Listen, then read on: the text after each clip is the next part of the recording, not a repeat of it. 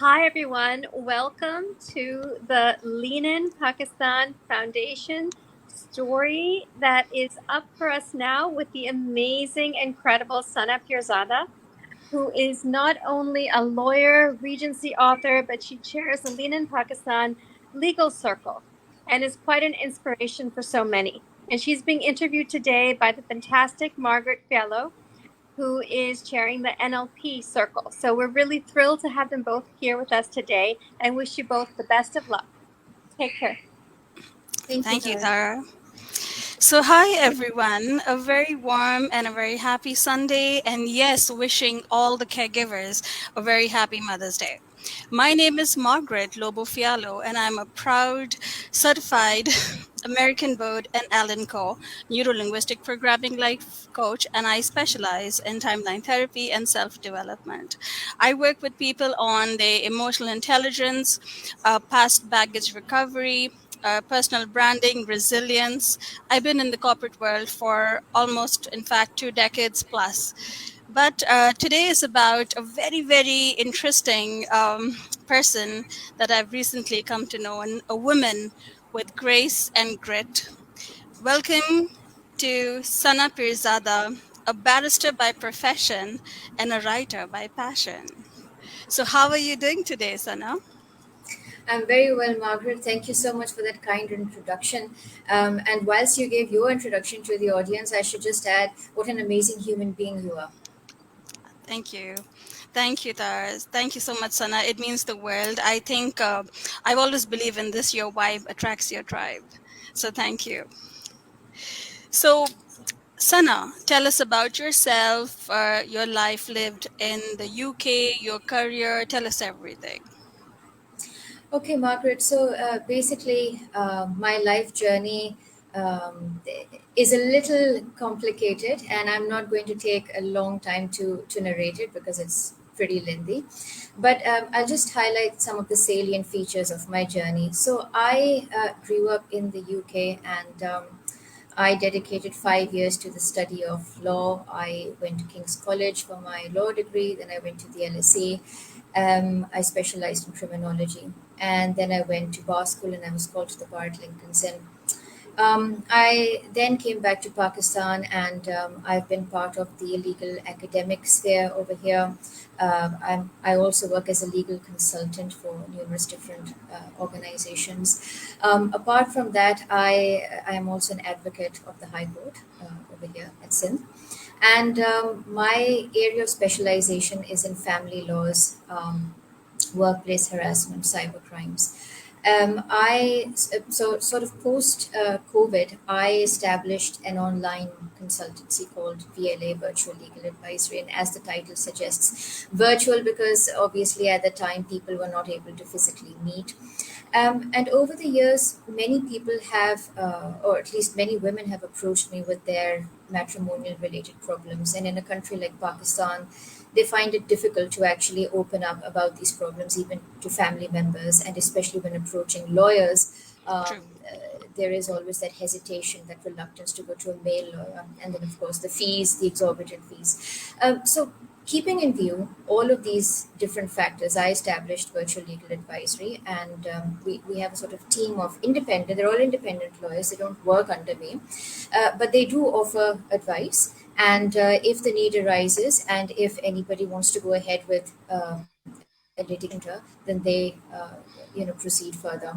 So that's the legal side of affairs. I also I should have added that I conduct training programs professionally on Brilliant. numerous different thank you on numerous different legal topics, and primarily focusing on things like workplace harassment, human trafficking as well, which is something that not many people are aware of in Pakistan, unfortunately, and other areas pertaining to criminal justice. And then, of course, my the literary side is there as well. But I'll stop now so that you can continue with your questions. Sana, so much of respect for you. I've always told you that because off record we did discuss that the virtual legal advisory was established during COVID. right? And as much as, of course, many people talk about the frontliners, but, people like us are also the backliners. And to be there for people who were, kind of in terms of counseling, in terms of mental health. So, would you want to add more light into that, Sana, in terms of what was your inspiration? And, because, of course, many people were not really, out there virtually, but what was your inspiration behind? Um, what you were doing. So, Margaret, during the COVID, well, during the lockdown days, unfortunately, there was a massive rise in cases of domestic violence. And obviously, alongside that, there was a massive rise in cases of, mental health issues as well that people were Yes. experiencing all over the world and in Pakistan, especially. I mean, there was a lot of, there was a rise in cyber harassment, cyber crimes as well, obviously.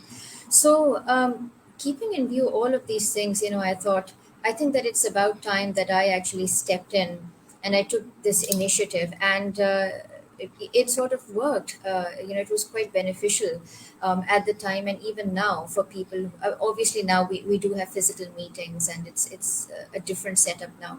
But for that particular time, it was extremely crucial because another thing I'd like to highlight is that as part of VLA, as part of virtual legal advisory, we do have some counselors and some very highly qualified psychiatrists as well on board. And the reason why I took these people on board was because many a times the clients who approach me, who are going through, say, matrimonial issues or whatever, all of those issues have taken a toll on their mental and emotional well-being. And as far as I'm concerned, I'm always here to listen to them and to carry out emotional counseling, which is what I do, because more than anything else, they need a friend, and they feel comfortable in opening up to me. But on a professional level, you do need a counselor or psychiatrist to actually understand what the issues are that they're facing. So again, sorry to just to ramble, but yeah, just a further dimension to virtual legal advisory. No, absolutely. And no apologies. This is your story. This is your journey. So, Sana, tell me something. In such a profound profession, how does one keep that grit, that strong skin, that nerve together? How do you manage all of this? Do you have a mentor for yourself, a guidance, or how do you manage all of this with work and your personal life? So, Margaret, the thing is that I have kept myself flexible because, as you know, that I wear several hats. Obviously, when we start talking about the literary side of things, I'll tell you about that. And obviously, I have a family, my mother to look after as well. So, the thing is that due to this flexibility, I have people who sort of assist. So even in terms of virtual legal advisory, there's a team, and the team shares the workload. In terms of trainings or in terms of teaching, obviously that's something that one can do at your own pace. And as far as writing is concerned, that is also something that one can do at their own pace, in their own space and time. So it can be tough at times to maintain that work and family balance, but it's just that I try to find solutions to my own problems. Lovely, Sana. Thank you for being an inspiration. Thank you. So, okay, so harassment at workplace is something that is very close to my heart. So, in my corporate journey, I have been a part of the inquiry committee myself, and it's something that did shape me, shape my personality. It changed my mindset towards, because we are all aware that, in certain organizations, things are covered up with humor, and but nobody really knows or is aware, because there are many other things that are kind of put underneath the carpet, unfortunately. So, harassment at workplace, can you give us its definition in terms of its importance in corporate world for employees to be aware and to reach out for help? See, harassment, very simply, if you were to define it in layperson's terms, it's when somebody at a workplace, and almost always we're talking about women, unless there's a minority, or in Western societies, of course, you're talking about um, other sorts of minorities as well. But we're talking about somebody who fears for their safety at a workplace. And this is as a result of somebody frightening them, to put it very simply, somebody demeaning them, humiliating them. And obviously, that element of sexual harassment is the most important, because the other aspects of harassment are sort of bullying, which the Pakistani laws are now trying to incorporate in terms of their definition of a hostile work environment. So they're sort of moving slightly in terms of widening that ambit. But it's very unfortunate, Margaret, that sexual harassment is something that does exist in workplaces everywhere across the world. I mean, I was actually reading a report that the Trades Union Congress in the UK published just very recently, and they highlighted that I think 3 in 5 women. So this is the based on the poll that they carried out. 3 in 5 women were actually harassed at the workplace, and unfortunately, they were sort of silenced because they feared the loss of their job, the loss of their reputation. They felt that nothing would come out of it if they complained. And this is all to do with a certain bill that is going to be passed in the UK, or at least people would hope that it would be passed. So this fear, this problem is very real. It exists everywhere, and this is why I try my best to highlight this issue. And you won't believe it, and I'm going to pause in a minute because I want you to take over.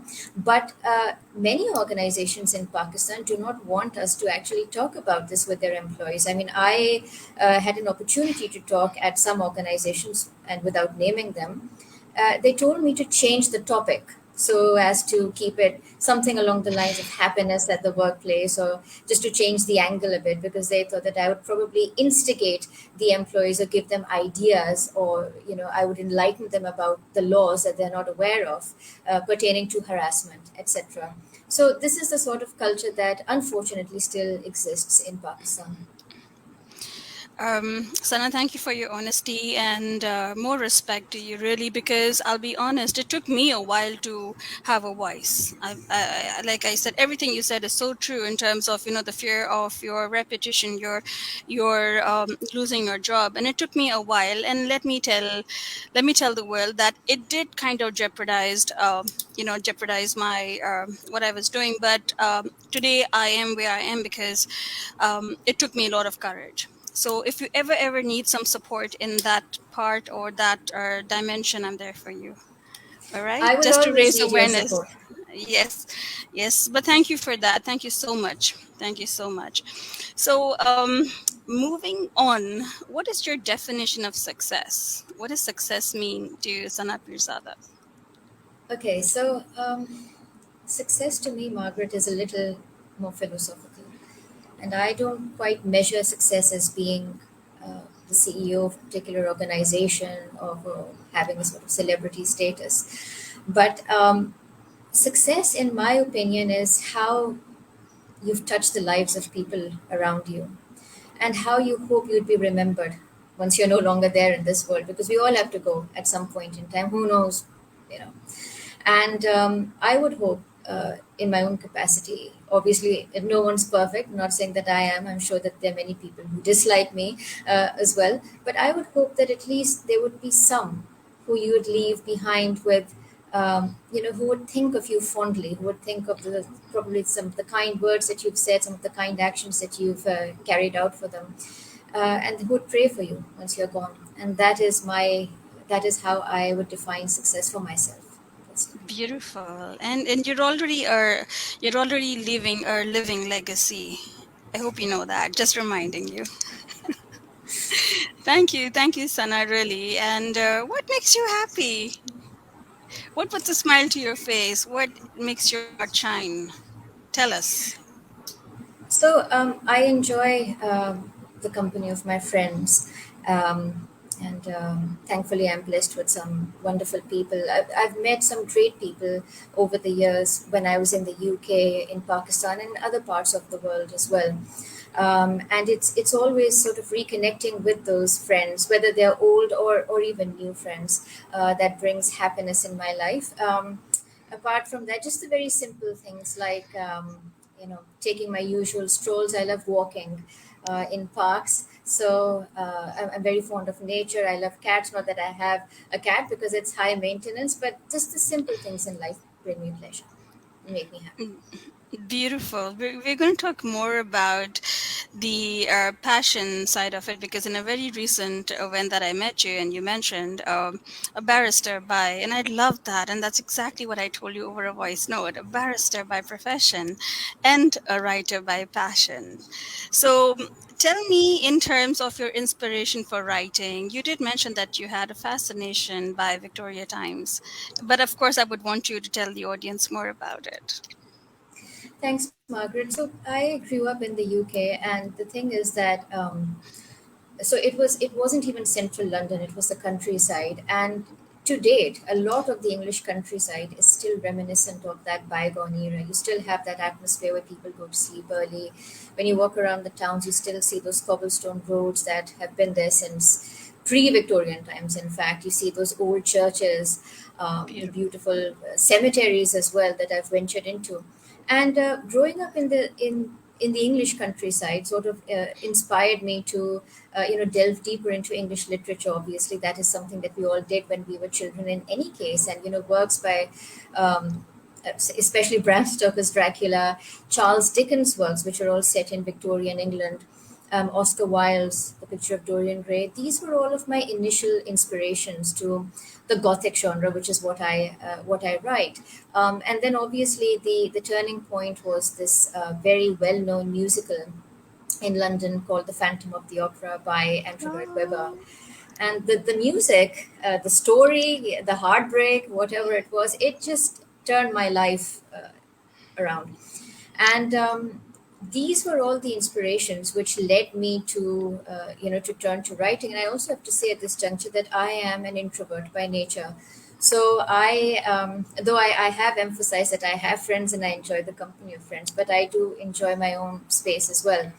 And that has given me ample opportunity to imagine different scenarios or to imagine different characters, which, of course, are based somewhat on people who I may have met or may mm-hmm. not have met. Um, and that's how all of this culminated in my first book, The Rose Within, which was a Gothic Beautiful. romance. And then one after another, I've now written four books. The second one was Vernon Hall and Other Stories. That was also a series of short Gothic stories. Then I wrote Naomi Byron, which was a Victorian legal thriller, which I'm sure that people would find more interesting, perhaps in the other books, because it's a legal thriller. It's fascinating. And then the last one that I wrote just a few months ago is called The Raven's Call. That I would define as being my what's called in Latin my magnum opus. So that is my masterpiece because it. Uh, I'll tell you at the outset, it's very tragic, but it is something that it is a story that has been inside my heart, and I just wanted it out. And out of all my works, I love this book the most. Beautiful, Sana. I can sense so much of there's so much of light. I mean, of course, as you've always been so kind in your body language whenever we met or I've seen you with people. But when you talk about your writing, it's true when you say you're passionate about writing. God bless. Thank you, Margaret. Amazing, amazing. So, yes, also one more thing that I kind of, just gathered, something common is that I also write, by the way, but of course, yes, of course. And I always say this, I am a unapologetic diehard romantic. And over the years, of course, the idea of romance has changed over the years for me. So it's more about self-love and, just being aware and everything. So I will share that with you, on Please a do. separate note. And yes, I'm an introvert as well. And I have to say, I'm sorry to interrupt you. That with all the interactions that we've had, Margaret, it's very hard to find genuine and I would say wonderful people in this day and age. Sometimes you just compromise with people, which is what we do many a times. But sometimes you actually do feel drawn to someone because they are really genuine, and this is exactly how I feel uh, for you. This is what I feel. Thank you so much, Sana. Means the world. Thank you so much. So yes, now moving on, we all have hidden talents, and and I am very aware that there is something maybe your family or your close friends would know, but there is a hidden talent that you have, and of course you wear so many hats, and you are always, mashallah, good at what you're doing, but there is something that you do in terms of music. So would you like to share with the world today what it is? Thanks, Margaret. So again, stemming from my obsession with the Phantom of the Opera, when I started writing The Rose Within, I thought, okay, I should have actually mentioned this before. My aim wasn't just to stop at books. My aim was to have one of my books adapted as a movie, which is something that I'll talk about in more detail later on. But being so inspired by the music of the Phantom, I thought, I'd like to learn keyboard and I'd like to learn how to compose my own music. So I did that. I spent a couple of years here in Karachi. I have a PSR S90, so it's one of the Yamaha keyboards, but it's very good in terms of the fact that you have all of the instruments of the orchestra, all of the sound effects, all of the background. I mean, I'm sure that you're aware of that. Anyway, that gave me an opportunity to be able to compose my own music for The Rose Within. So I did that. And some of the songs are actually on YouTube as well. I think the first one is called The Rose Within official music video. The second is In the Darkness by, so my name would probably come up. Um, they're again very ballad style, sort of soft songs, but I try to do remix versions as well because I am obsessed with club/dance music. It doesn't Wow. suit my works, but yeah, so that is something that I do in my free time. I either just play songs that already exist. Obviously most of them do, but I have some of my own compositions as well, and they're all on YouTube. I'm blown away. I'm absolutely blown away, and I'm so proud. I'm so proud and so happy for you. I'm very happy that because, of course, we do live in a day and age that one can get very, very tied up with our current profession and not really look around, to see what else we are, where our potential is. So thank you for being an inspiration, Sana. Thank you. So I'm now just you truly humbled. Thank you. Yes, that's great. Sana, you did mention in terms of and of course even off record, in terms of manifesting your future goal for the Raven School, in terms of movies. So I would want to put this out there in the world for you that I am also going to manifest this for you. So I can already see it, I can already hear it, and I know it's going to happen. It's going to turn into a movie soon. And I really want to know, and I really want to let the world know that manifestation is not just wishing and hoping. It is about making things work, working hard for it, believing in yourself, taking time out. There's so much. So what else would you want to add in terms of light, or like I mentioned, in terms of manifestations for this future goal of yours? Firstly, I thank you with all my heart for being so kind and for so sincerely, praying for me, because that is in effect what you're doing. Thank you, Margaret. It means a lot. This is my dream. This is actually what I want in life, and I always say this to everyone around me before I die. I hope and pray to the Almighty that, inshallah, I hope and pray that this dream comes true, because I keep imagining this book as a movie, scene by scene, in my head. And this is what I do when I take those strolls in parks or on my rooftop or whatever. I just keep imagining everything. Now, in terms of manifesting it, in terms of the practicalities, post the publication of the Raven Call, I did approach some Pakistani and foreign producers and directors and some script writers as well, and I did send them a synopsis of my work. But naturally, to expect something to happen overnight is probably wishful thinking. So I'm just being very patient and hoping that at some point in time, somebody will connect me with somebody else and something will work out. Because I say this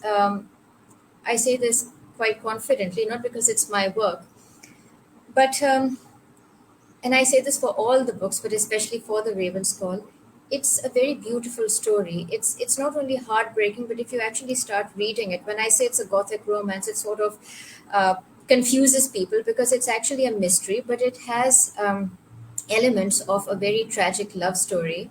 There are some very interesting themes as well about the British Raj, about colonialism, about racism, and about the sort of poverty that existed in England at the time. And these are all the things that we sort of see in Pakistan in this present day and age. But obviously, in Victorian England, we are talking about the district of Whitechapel, for example, and the sort of plight that unfortunates or prostitutes faced. For example, the little children on the streets at the time that we've read about in Charles Dickens' works. And all of that combined with the story that is going on in the Raven's Call, it's, at least to me, obviously, it needs to be on screen. Just to put it, candidly, it looks good on paper, but it would look a lot better if it were on screen with the music that I have composed with some, lovely actors and actresses as well.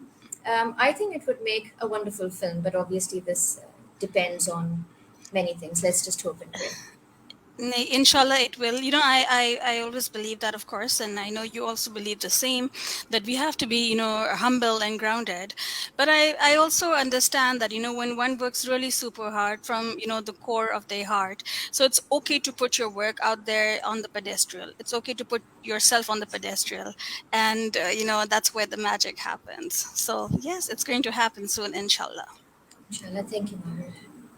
I need So, that. I need that yes, you reassurance. have my support. And yes, of course, before going forward, would you like to tell the viewers where your book is currently available so they can come and get a copy?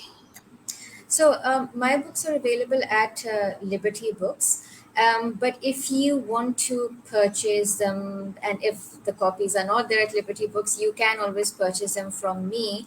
You can contact me on Facebook Messenger.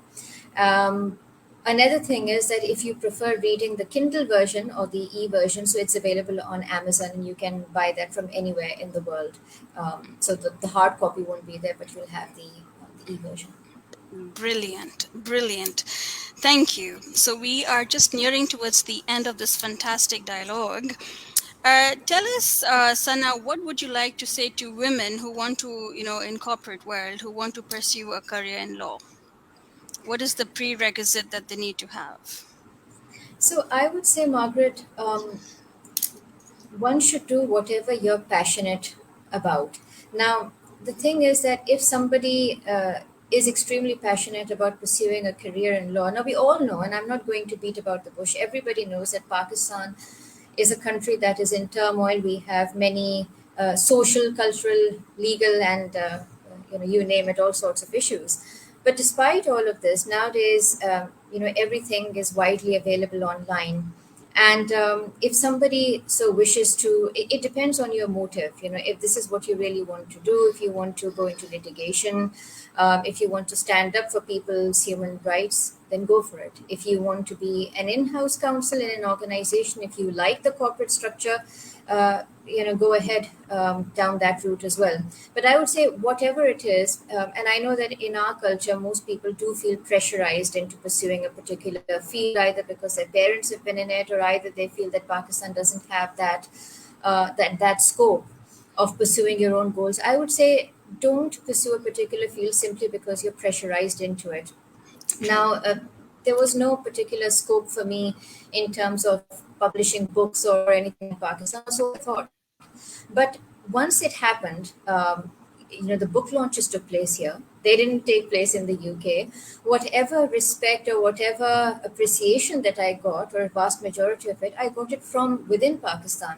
So there is hope over here. There are people who do, offer that level of recognition that one deserves.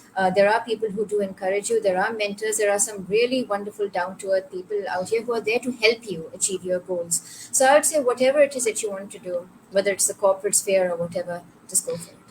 And that's a very powerful and a very positive message. Thank you. Thanks, Sana, for this. And yes, tell us in terms, what are your thoughts? What are your reflections? What comes to your mind when we say lean in Pakistan? What does it mean to you? So, Margaret, I think Lean In are doing an absolutely spectacular job over here in bringing together women and in sort of forming this sort of network or this sisterhood that we have over here, where we support each other. We unfortunately in Pakistan, many don't even know that the other party exists. And through this particular platform, I mean, I have met so many wonderful, inspiring women such as yourself. Thank you. And it sort of inspires you as well to move forward in life. And obviously, we need each other for emotional support and for other things as well. And I think that Lean In is doing a fantastic job over here in Pakistan. It is, and I totally agree with you. Sana, it's been a brilliant dialogue. I wish we could go on and on and on, but really, really wish you all the best. And like I said, I can already see it happening for you, and I'm blown away by your journey. Thank you for being my inspiration, and I know today you are an inspiration to many more out there. Thank you So, so much, Margaret. I will say this again to the audience, that you're a very kind person. It's hard to find such kind and genuine souls as yourself. So thank you. thank you for being kind more than anything. As I know that you're very, your achievements are great. You're just very humble. But as a human being, you are just simply breathtaking. Means the world. Thank you, Sana. And yes, have a beautiful day, as beautiful as you are. Thank you Take so good much. care. You too. Stay Thank you, Margaret. empowered. Allah Hafiz.